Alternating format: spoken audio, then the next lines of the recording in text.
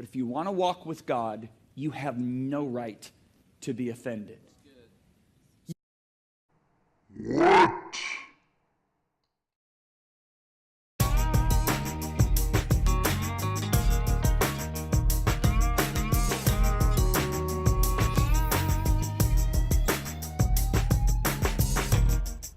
You have no right to be offended.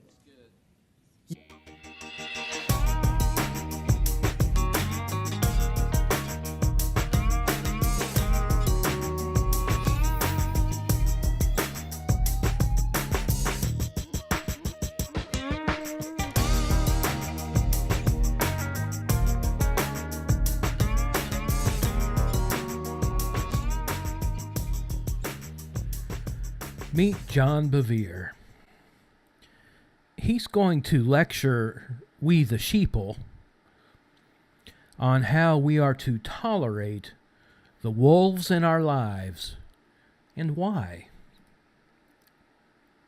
We're going to learn how to maintain healthy relationships with the predators in our life by not holding it against them when they attempt to destroy us.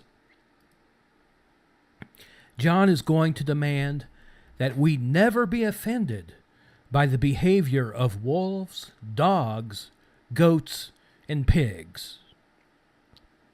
No, we the sheeple have no right to be offended by any behavior of any kind, no matter how evil it may appear to us. John's going to help us sheep people understand that being offended by wolf behavior is not only morally wrong, but also dangerous to our well-being. That anger you feel, you must understand, is in reality the bait of Satan.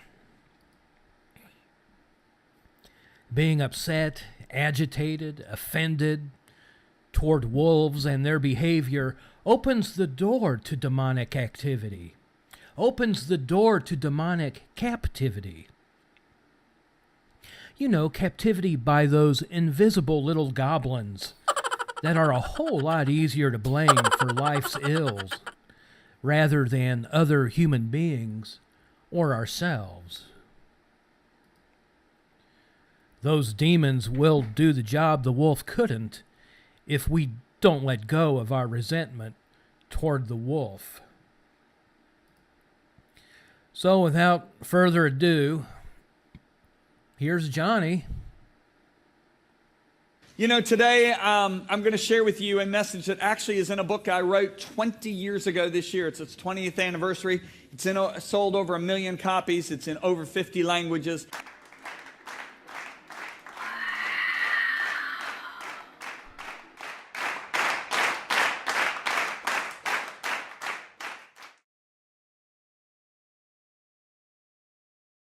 I really wish I had this message proclaimed to me 30 years ago. It really would have saved me some heartache. And so to introduce it, I'm going to share with you something that Jesus talked about with his disciples in Matthew 24.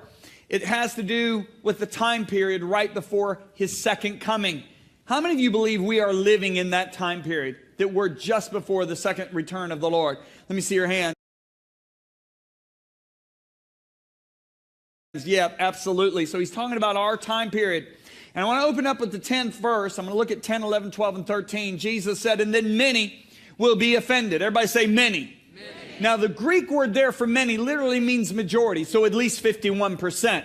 Many will be offended, will betray one another, and will hate one another. Yeah, let's look at Matthew. Then they will deliver you up to tribulation and kill you, and you will be hated by all nations for my name's sake. And then many will be offended, will betray one another, and will hate one another.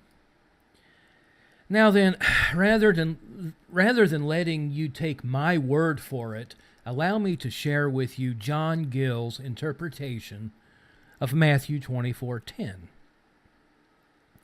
If you've never heard of John Gill, look him up. Many consider him the greatest expositor of Scripture who ever lived. And here's what he said about Jesus' statement, "And then shall many be offended."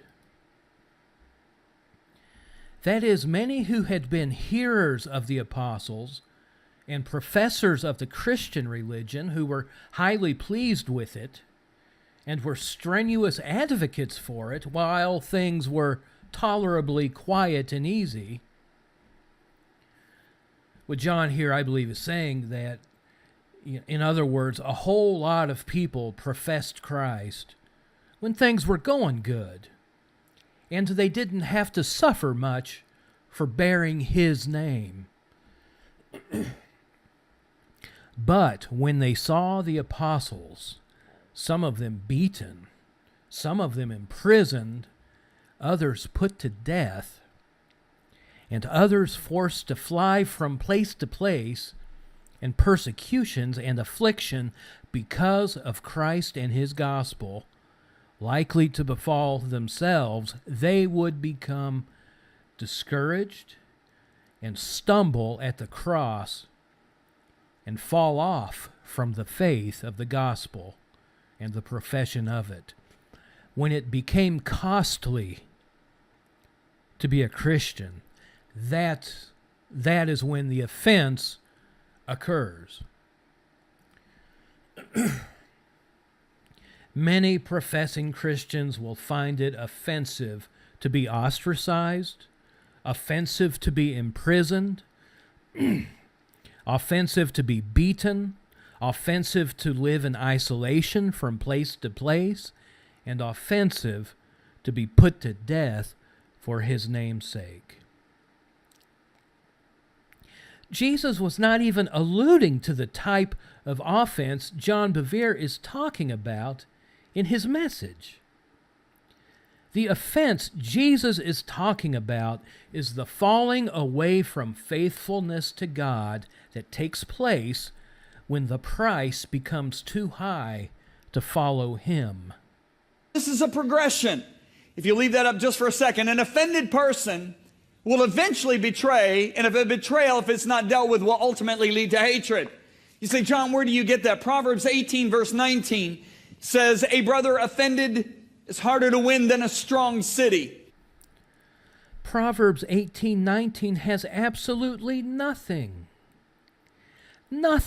to do with Matthew 24, nor the offense to betrayal, betrayal to hatred progression that John is espousing.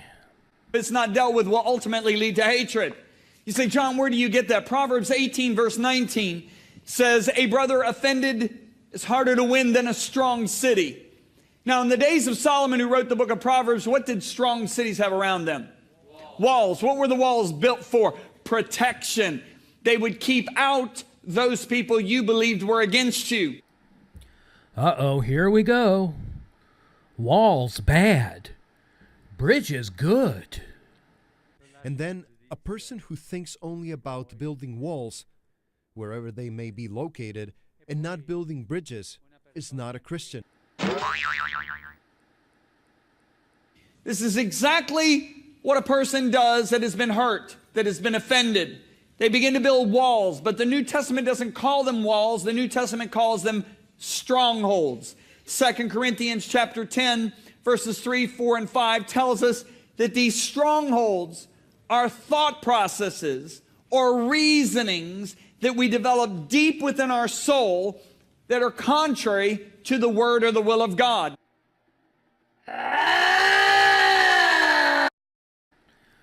Okay, let's attempt to unwind what John has just said. I've got to tell you, only 3 minutes into this video, and I already have a headache. The walls we construct to protect ourselves from people we think are against us. To quote Bevere, the walls spoken of in Proverbs 18:19, these walls of self-preservation are what the New Testament calls strongholds. These are the same strongholds we read about in 2 Corinthians 10. Let me tell you what John Bevere is doing here. John is employing a tactic used by so many false teachers before us and at this time. John is ascribing narrow, minute, and extremely specific meanings to English words that contain multi-layered connotation, multifaceted interpretation, and varying depths of nuance. And much like the word offense, the word stronghold is multifaceted in scope and significance. I could spend an entire week on the meaning of the word stronghold, penned by Paul in his letter to the Corinthians. So for the sake of time, I'll just give you a snippet of what John Gill wrote about the word in his commentary of 2 Corinthians 10:4. And I will use this definition because I think it applies to John Bevere. Strongholds means fleshly wisdom, rhetorical eloquence, and sophisms of false teachers with which they endeavor to fortify themselves against the doctrines of the gospel. Now, how many of you know that God's word is rooted in his nature? And his nature is love, right? He doesn't have love, he is love, right? So the love of God, the word of God, is always seeking to give, to give, to give. However, a person that's been hurt, they've been offended, now develops thought processes and reasonings that seek to protect, protect, protect. Hey, John, that's what we look to you for, to protect, protect, protect. Does John understand one of the chief duties as a minister of the gospel is to protect, protect, protect God's sheep? It's easy to give information. You're quite adept at it, John. It's a little more risky, particularly where one's bottom line is concerned, to actually protect Christ's sheep from wolves within and wolves without the flock. I think John knows this. I think this is why John wants you to believe protecting yourself and others is somehow or other a bad thing. But it takes John off the hook.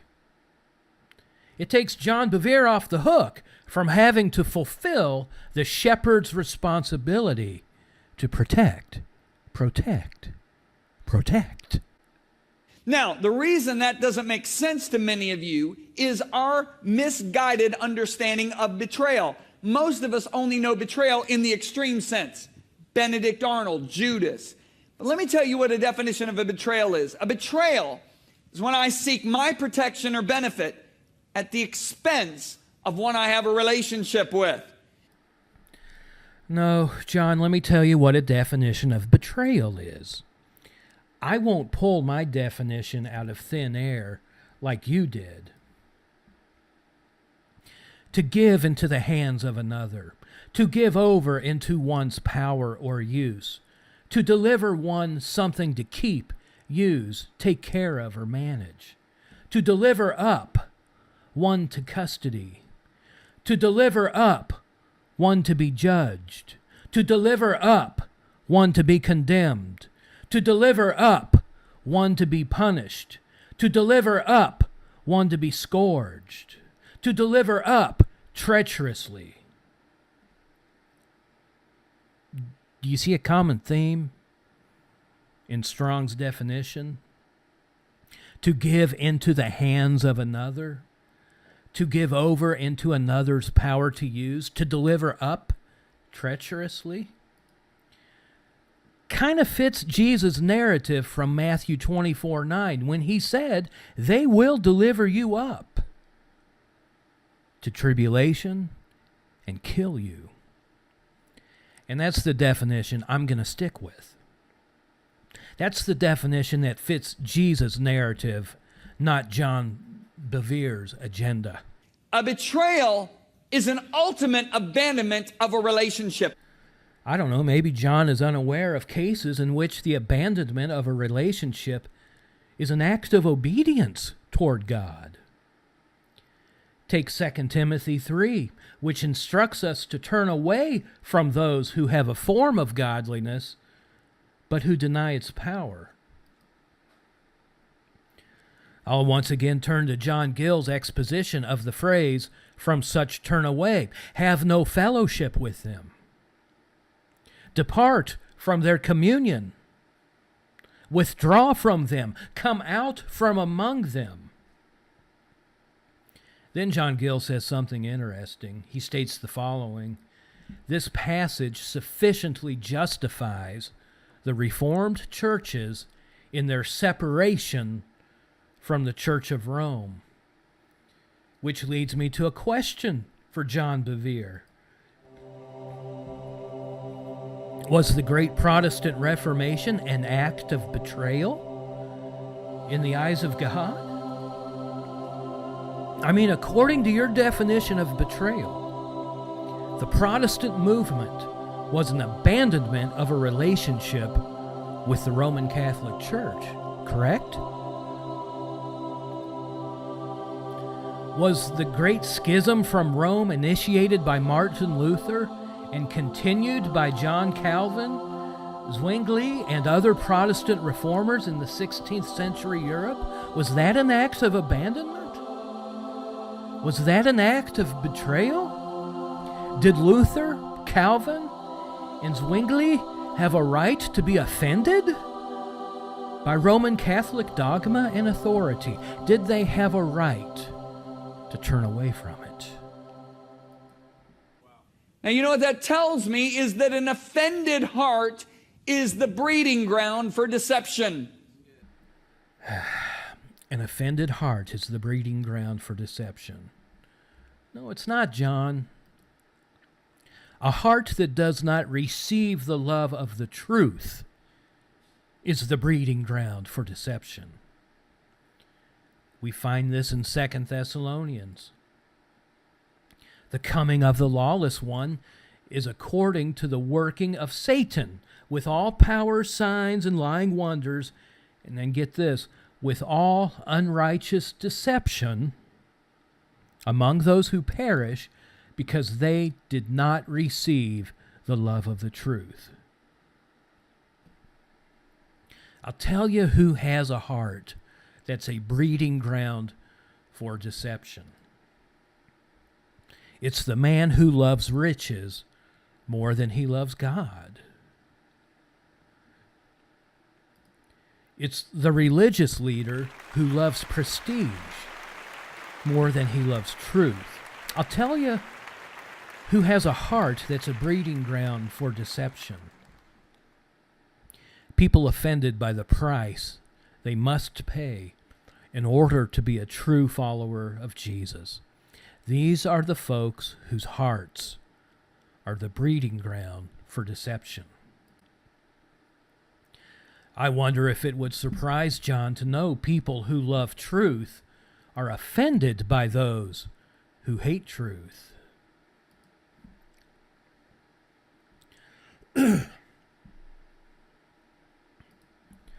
Would John be shocked to learn people who strive to practice truth are offended by those committed to the practice of deception?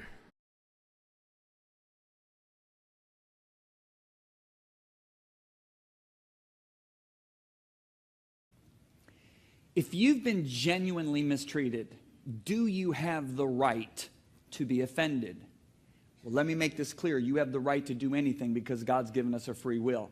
But if you want to walk with God, you have no right to be offended. If you want to walk with God, you have no right to be offended. If this is true,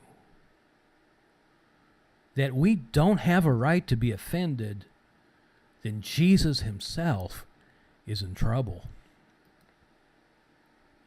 I say this because I read in Matthew 13 that Jesus is going to gather out of his kingdom all things that offend. Apparently, Jesus must not have read John's book. Doesn't Jesus know he has no right to be offended? That's if he wants to walk with the Father. Doesn't Jesus know an offended heart is the breeding ground for deception? I don't know, perhaps John Bevere needs to set Jesus straight. Maybe give him a copy of his best-selling book. No, John's blanket statement concerning the rights of God's people, it's an affront. It's an affront to those who've been spiritually and psychologically devoured by the wolves in their life. It's an affront to Christ. It's an affront to common sense. And it's an affront to me.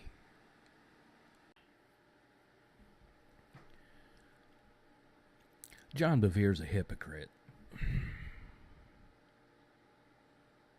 I mean, he's a hypocrite of the nth, highest degree.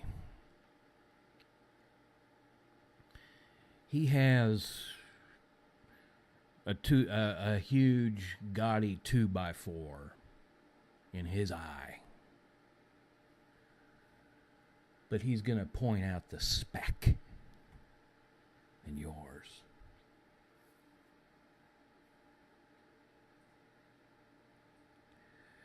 Listen, I get that we're not to go around life offended by every little thing that happens to us. We would be men and women most miserable if we did that.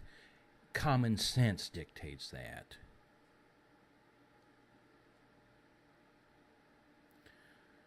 There are different forms of anger.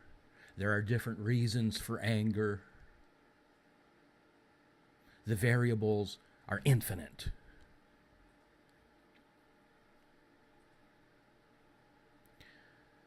We are to turn over our desire for vengeance to God. I get that too. Actually, that is a part of forgiveness.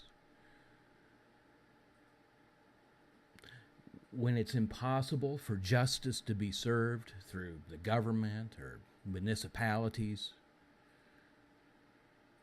it is a comfort to know that our God in heaven will actually execute vengeance for those of us who may have been oppressed.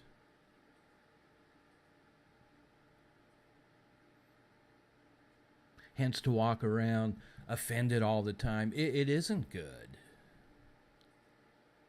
But this country, our culture's in a mess. Have you noticed that? We're in a mess in America. We are falling apart at the seams fast.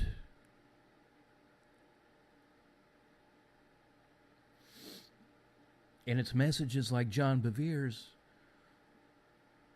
messages like that are the reason why. We tolerate everything. Here in the United States, we are being taught to tolerate everything, every form of perversion, violence. And that's a major reason why his book, The Bait of Satan, is so, and I'm going to use the term, offensive to me.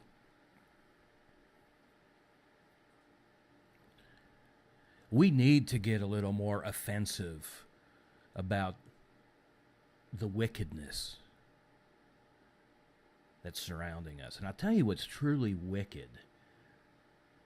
The most wicked of all are these false, covert, psychopathic, and narcissistic Christian teachers placing doctrines upon God's true people that enslave them, much like the Pharisees. That's true evil. Men who have a form of godliness but don't allow God to rule over their own hearts. Yet they're going to lord it over you. That's offensive. That's highly offensive to me. And it should be to you. People who abuse their authority is offensive to me. It's offensive to God.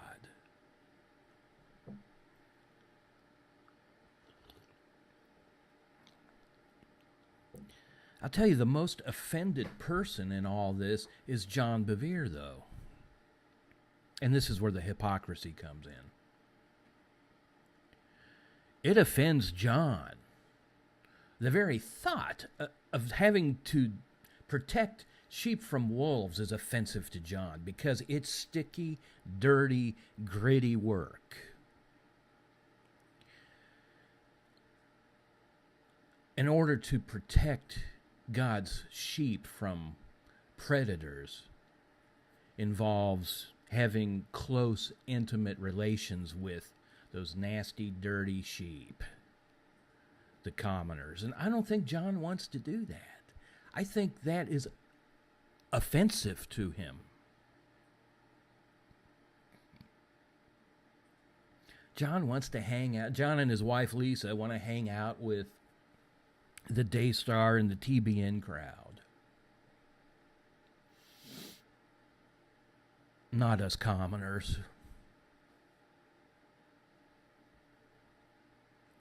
It's offensive to John. It's highly offensive to him to carry out the edict of Jesus himself. To guard against wolves in sheep's clothing, to guard against false brethren, to call out false brethren, to call out false teachers, to expose them and kick them out.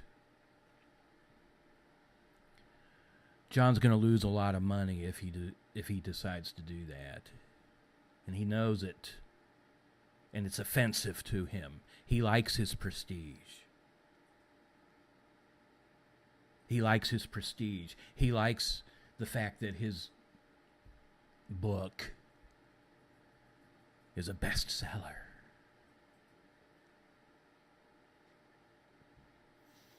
It grieves me to know that his book has been read by so many people because it's absolute rubbish.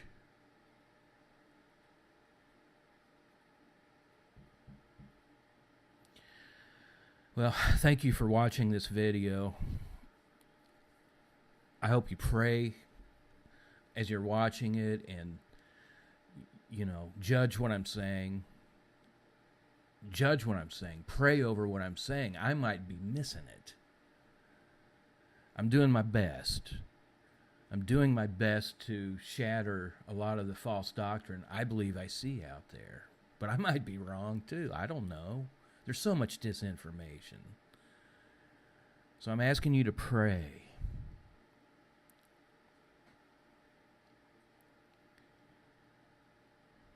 And judge what I've said. And I do thank you for watching